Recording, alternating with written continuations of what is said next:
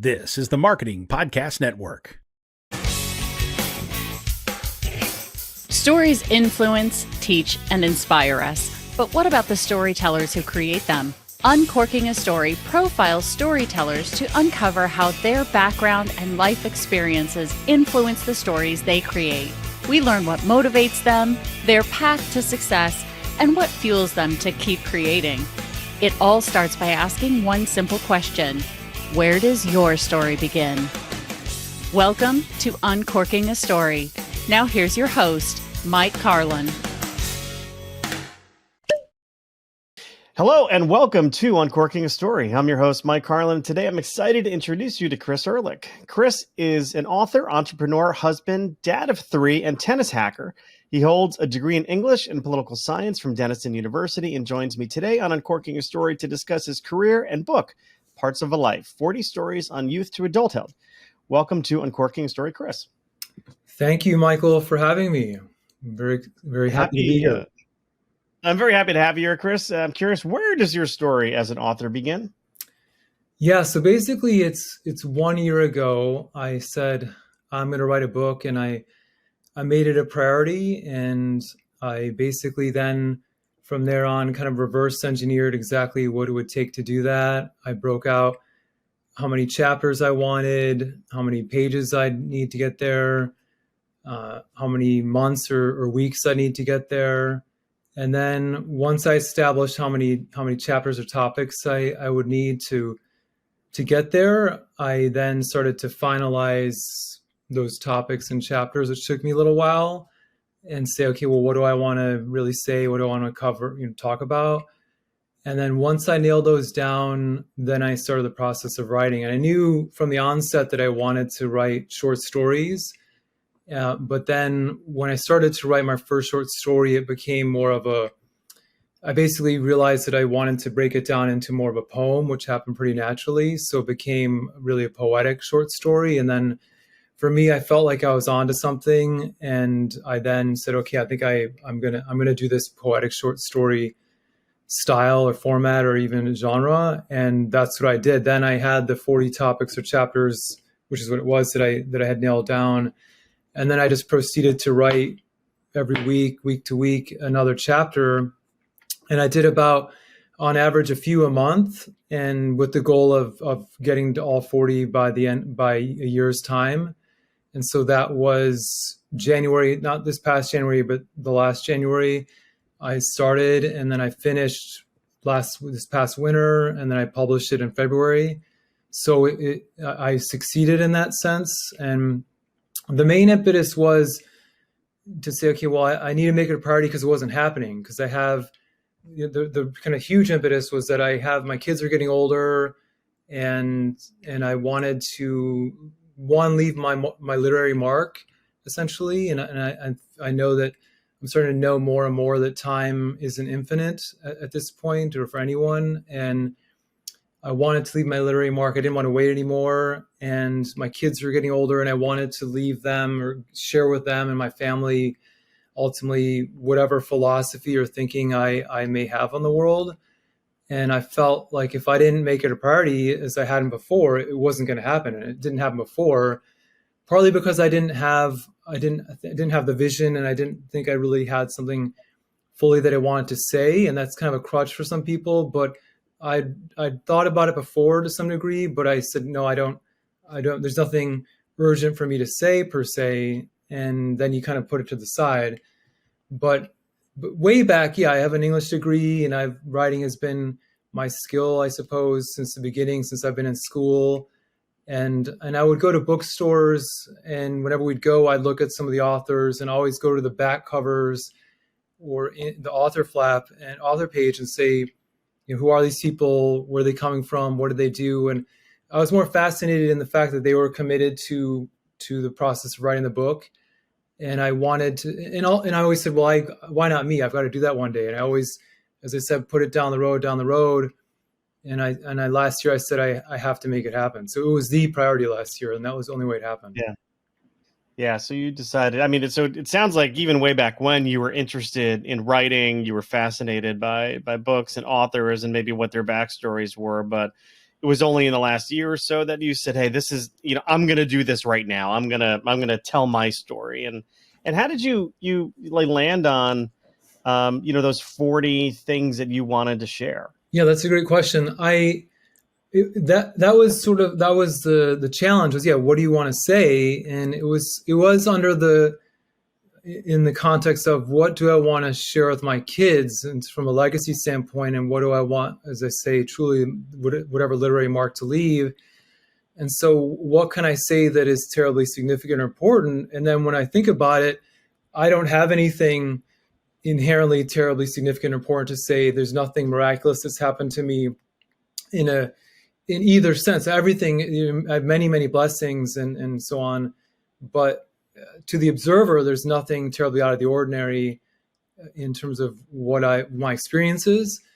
And I have to accept that fact. And I did. And I said, okay, well, granting that, what can I share? And so I broke down, to me, the milestones or markers in my life, but not say a graduation per se or some huge conventional milestone, but more to me, when I look back at different phases of my life, what do I think of most? And to me, that was the most compelling argument or compelling reason to write or to capture those moments in time, which are essentially the highlights of my life, in effect. To say, well, when I was in school, what do I remember? What I first remember in sort of the best, biggest sense, and what in essence is that experience to me?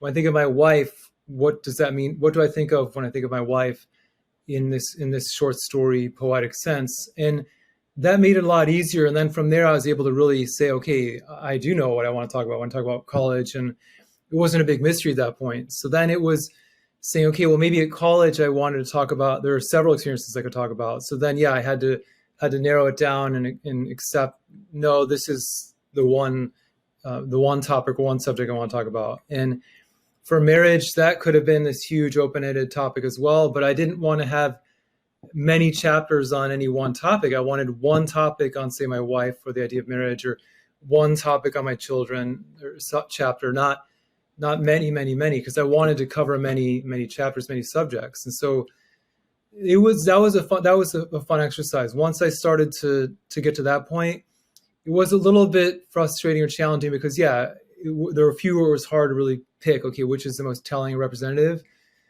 And then once I had that list, so then I had to start the writing process, and that happened probably the spring of last year. And then I started the process of writing, and I started publishing on my blog, and I wanted to publish it in real time.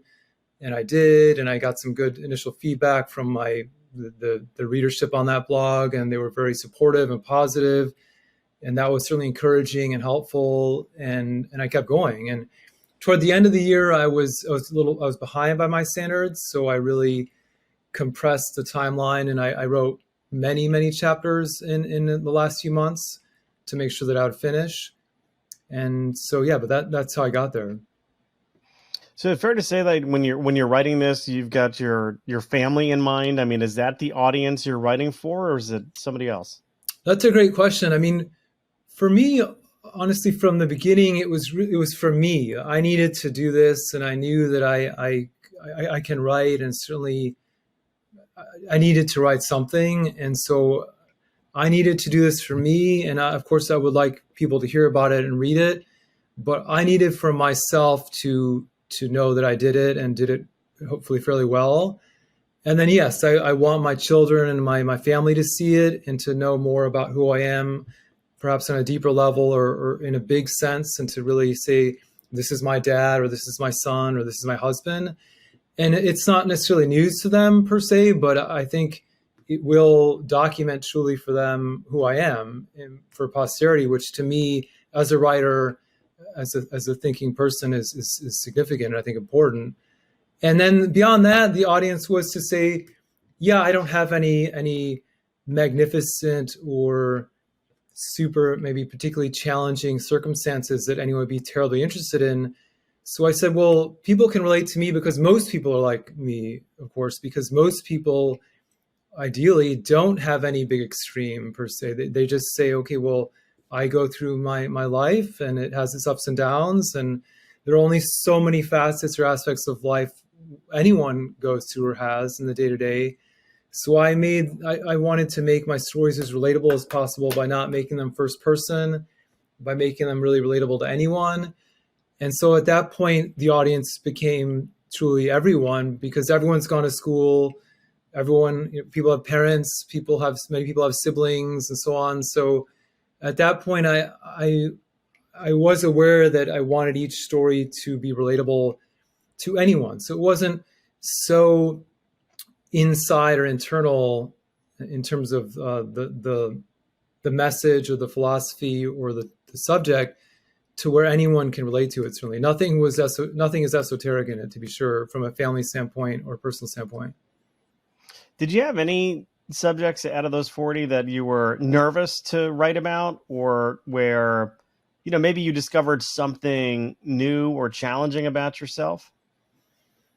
Yeah, none of them. I think the most challenging ones were definitely the ones in the beginning, and I did them in terms of writing. I organized them differently, deliberately in the book based on more chronology and so on. But when I was writing them, I started to me with the most important ones first, about my parents, about my wife, about my children, and my family, and that was also when I was still refining, I suppose, my style and my voice to some degree. And I wanted them to be absolutely perfect, without absolute perfection, and have absolutely perfect to me. And so, yeah, those became a little bit more work by the end in terms of finalizing them and iterating them and improving them and editing them. But the others were much, much, much easier and smoother, because they didn't have the weight of, okay, this is for my actual parents, this is for my actual children, this exact chapter is for my wife. The rest are more of these open-ended topics, such as high school or college or work or a city we lived in. So they didn't have that weight. I didn't have that weight on my shoulders of saying, this is the definitive story or piece that I'm going to do right now. And they came much more smoothly, and they were easier to finalize. But throughout, I wanted them to be fun. One of my big themes for myself in doing this, and a commitment I made myself, is this is not going to be work. So I didn't want it to be work. I know you have to be disciplined and you have to do it. And I did it on a sort of weekly deadline basis. Each week I had a general deadline. But when I sat down to do it, I wanted it to be fun and not in any way work. And so I would play music. I would write in different rooms. And I would do it really in an hour or two. I would oftentimes have a pretty good draft, and then I would just essentially iterate or improve on it over the next few days, somewhat at my leisure. And yeah, it would be more exciting and fun. And I would, of course, get frustrated at times and be really close, but still work on some of the words and the usage and editing. But that I also try to make fun, to say, okay, it's really close and I'm almost done with this one, and another session, hour or so, sit down and have some fun and go enjoy the creative process. And so for most of them, it was really that way. And again, there were a few that became definitely more work because I was so off target for some reason, or it wasn't coming together the way that I expected or wanted for that particular chapter or topic. And I felt like it was maybe weak in some way. And so I didn't necessarily start all over, but I said there's something off here. And so there were some that on a technical level, I definitely needed to spend more time with. But yeah. And then in terms of what I learned about myself, to me, it really confirmed, it was for me to capture those experiences also for myself and to document them. And it was interesting to me. It really affirmed my perception of those times in my life. So it was, to me, really beautiful to look back and say, yeah, this is how it was. This is how I remember it. These are the facts. There's no hyperbole and there's no exaggeration. And fortunately, I do remember a lot of those parts of my life very well. And that's why they're in there. They punctuated those markers in my life. And it was fun. It was to me almost like it was like reliving those experiences. So in terms of what did I learn, it was really pleasant and really enjoyable and fun to recall and to maybe see it in a bigger sense. I think sometimes I or people have a tendency to downplay and say, oh, well, that wasn't a big deal, or, oh, that was very hard, or, oh, I didn't really see it at the time. But I was able to relive those moments moment to moment, minute to minute in real time in that week or so that I was writing it. And it was really, really fun and really beautiful because you forget. So if you forget until you go back. So that was great for me. Yeah, I mean, I know that writing for me has always been something that's very therapeutic. I think looking into even when I'm writing fiction, there's always some element of truth. There's something that's motivating you, some experience you've had in your life that's motivating you, or I should say motivating me to write about a particular subject or theme. Did you find that writing this was therapeutic at all for you? Yeah, in that sense, it was. I mean, I thought about that because I hear that sometimes with writers, and I think yes, on some level, absolutely. But at the same time, I don't think that it was perhaps cathartic in a sense, but it wasn't as if I was unfamiliar with it, or I was in denial about any of those phases of my life, or that I was unsure, or in some way affected negatively about any one topic or issue. To me, it was more of an honoring. So the therapy was to in a sense, I suppose, was to do just honor to those phases of my life that you just sort of go through. So the rearing of kids, the opportunity to go to college, having some great moments in school, having some friends to run around with, living in a lot of different places. And so, yeah, you take it for granted and you say, oh, yeah, well, I've moved around. I've lived in different states, or, oh, yeah, we have kids, or, oh, yeah, the kids are great. And yeah, it's a lot of hard work, but it's great and really gratifying. But to really hit pause and honor those moments in a way that it's certainly hard to do day to day with the schedules and day-to-day lives that we have and that people have. And so in a therapy sense, it was nice to pause and do justice to in my own mind to the past and to relive it. And so once you're done with the manuscript, just walk me through what happened next from being done with the manuscript and then getting it out into the market. What path did you take for that? Yeah, well, at that point, that was certainly, I would say, more work. Yeah, that became work, and I accepted that, and I committed to say I want that to only be a few months, let's say a month or two, and then it, of course, stretched a little bit. But yeah, after that, I did what I suppose anyone needs to do with any piece of writing is I edited, I copy edited everything in different mediums. I copy edited it on the blog or on the Word doc, and then I would put it back onto the final version on the blog in case there were any copy edits, and then I would maybe even reread the blog, and then I would get it into the publishing interface or the digital interface for publishing, and then I'd read it on that as it would appear in the book.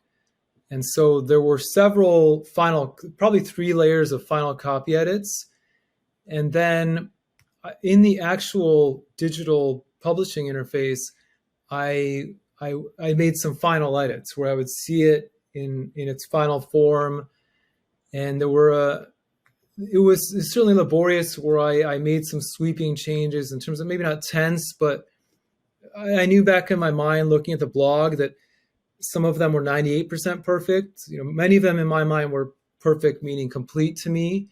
But as I'm sure know, several of them, I said, oh, well, they're digital, or it's not published yet in a book, so I can tweak it a little bit.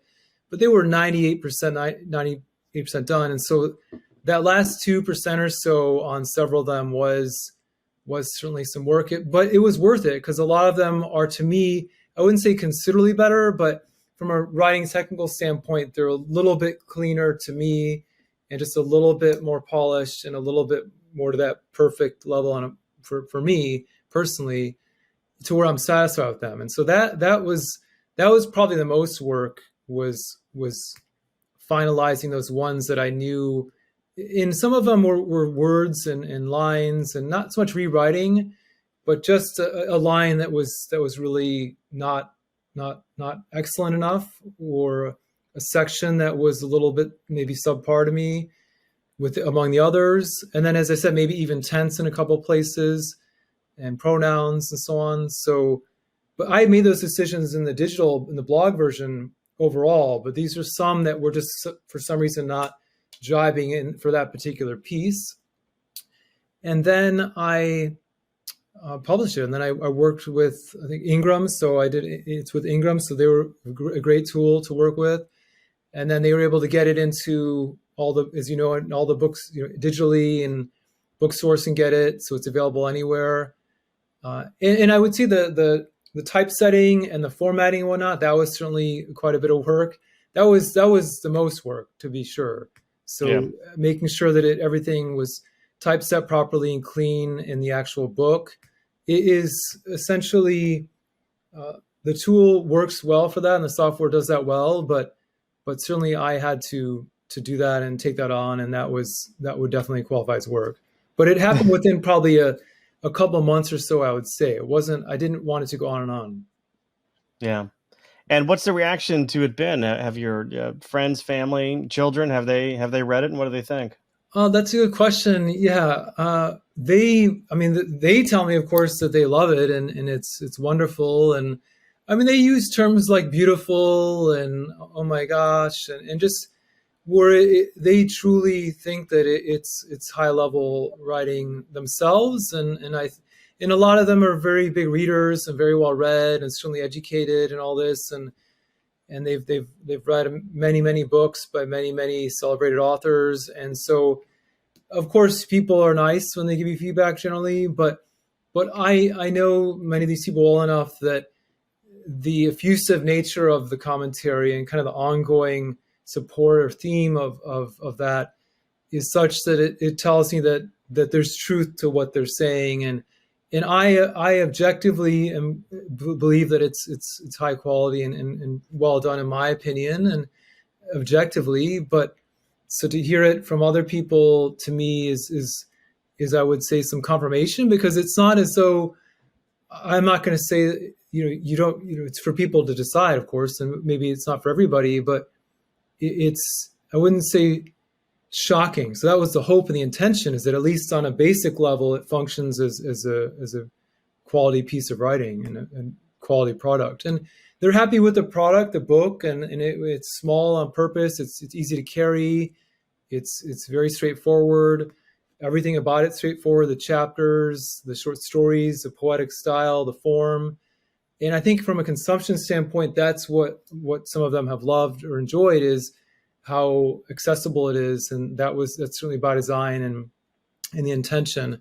And some of my classmates have read it, and they were very supportive, and acquaintances, and again, very supportive and give me very favorable feedback and saying it's great and wonderful and beautiful and everything that you want to hear. And so that, to me, it's like, what else does somebody want? I mean, you want to keep talking about it. You want people to read it, to see it. But at that point, I had to stop and say, wow, I'm really grateful that anybody's reading it, and that these are their reactions, that these are the reactions I'm getting. So that, to me, has been very gratifying, to be sure. Yeah. Well, one of the ways in which I like to get to know my guests a little bit better is through a couple of pop culture questions. So, Chris, I'm going to put you in the hot seat here. When you were growing up, what were some of your favorite things to watch on TV?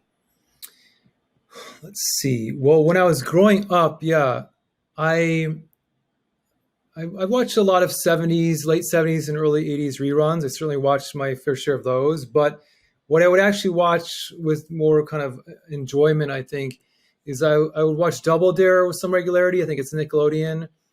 It's a game show. And then I love the cartoon Inspector Gadget.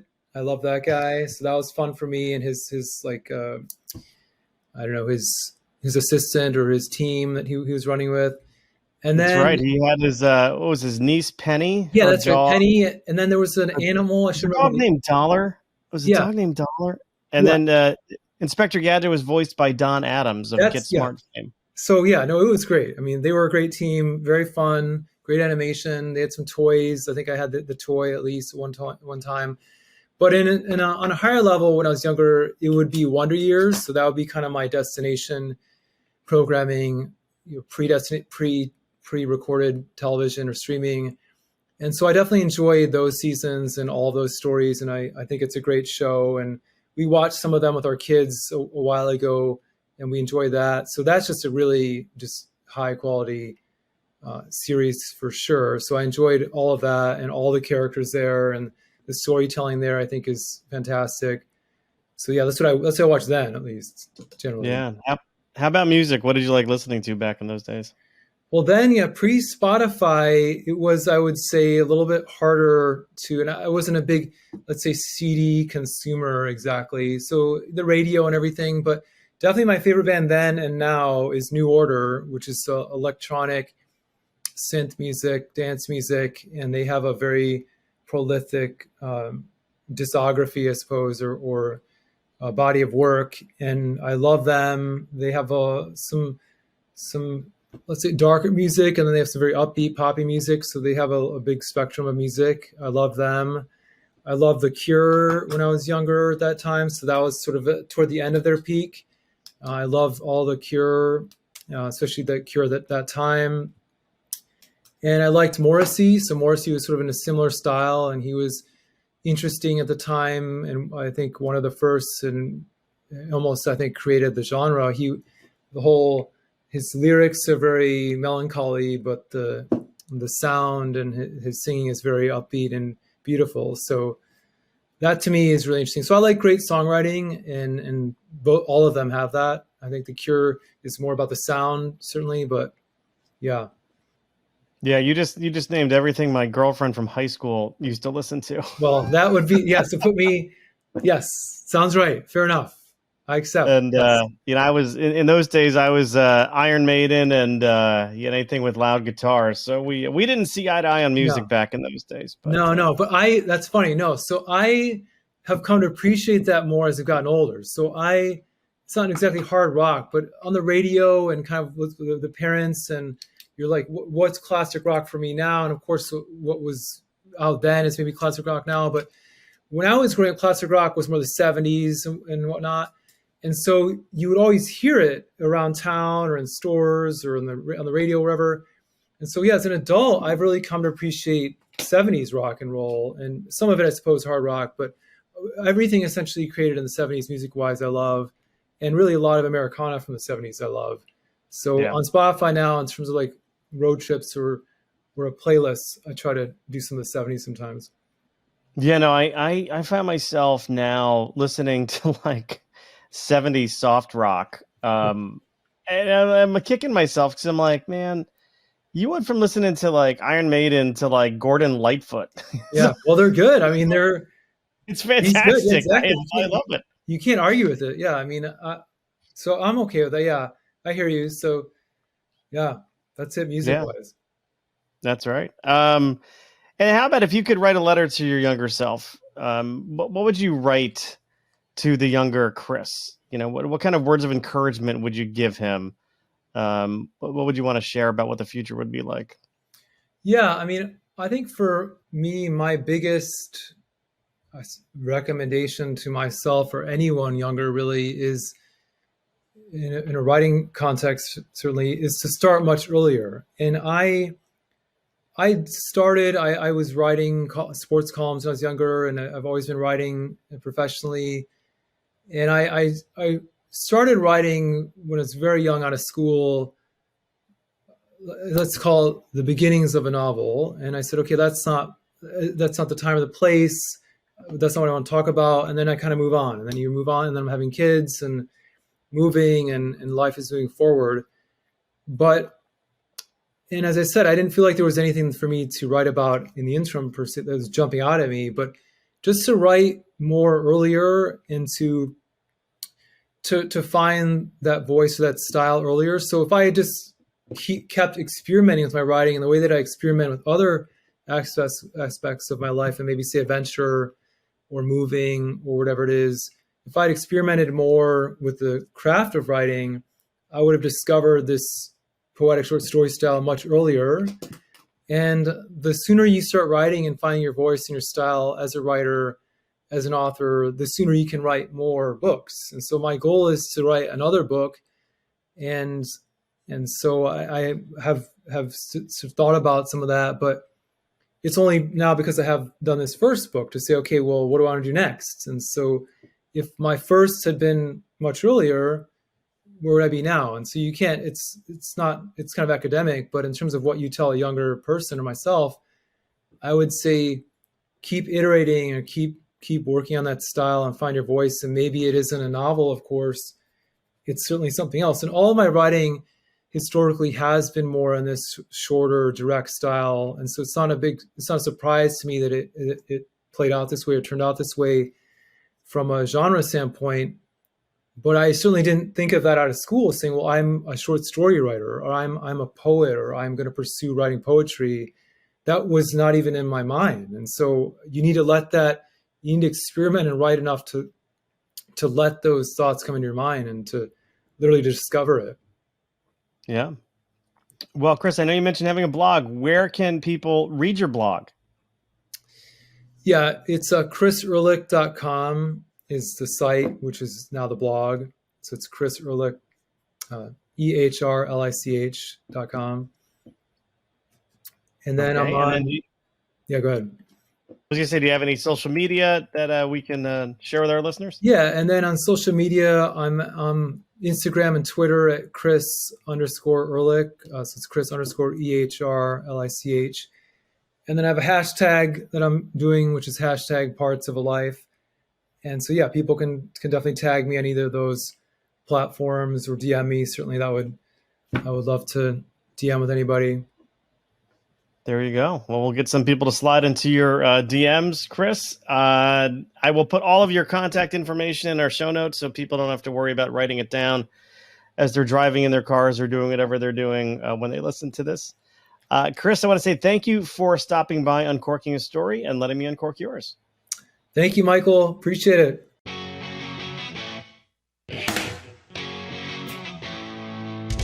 Thanks for listening to Uncorking a Story. If you'd like more information about today's guest or to find out more about Mike, go to uncorkingastory.com. If you enjoyed the show, please subscribe, rate, and review us at Apple Podcasts, Spotify, or wherever you get your podcasts. Tune in every week to hear Mike Carlin uncork a new story.